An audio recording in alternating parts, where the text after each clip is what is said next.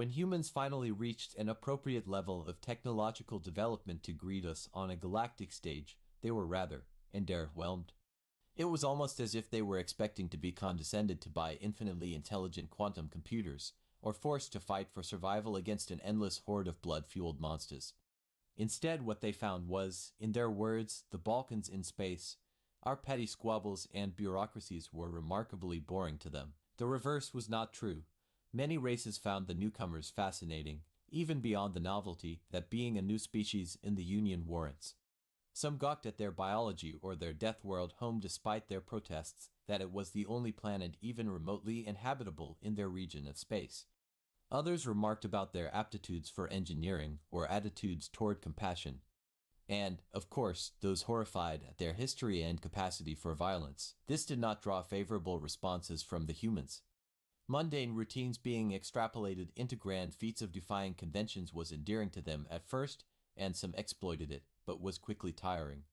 The hushed whispers when they entered a room, the not-so-subtle stares, the rumors that spread like wildfires about what insane exploits a human achieved that week. It mounted quickly, and the humans started to resent us for it. They started calling those shocked by human endurance glass bones. Those who called their home a death world were likened to being raised in a Fortune 500 climate-controlled office building of a planet.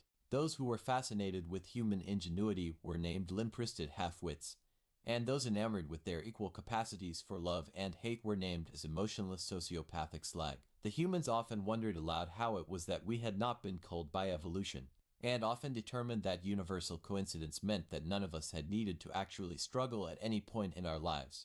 They either did not care that they were causing offense, or meant to, and we started resenting them too. As time went on, humanity grew increasingly jaded and only begrudgingly tolerated us, rather than the open arms they had shown when we first convened.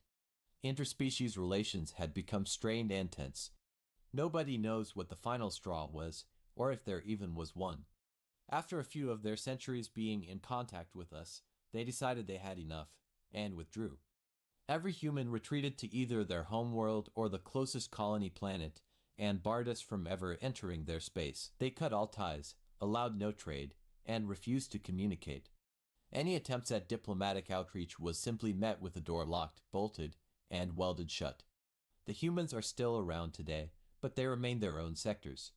The only evidence of their brief contact with us is the archives of information and technology that now sits in libraries and data centers. A new generation of our respective races are raised, with parents and grandparents sharing stories of encounters they had with the now secluded human race.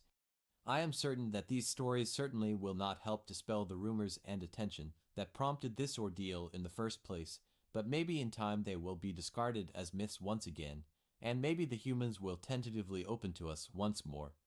Time heals all wounds, as one of their many phrases goes.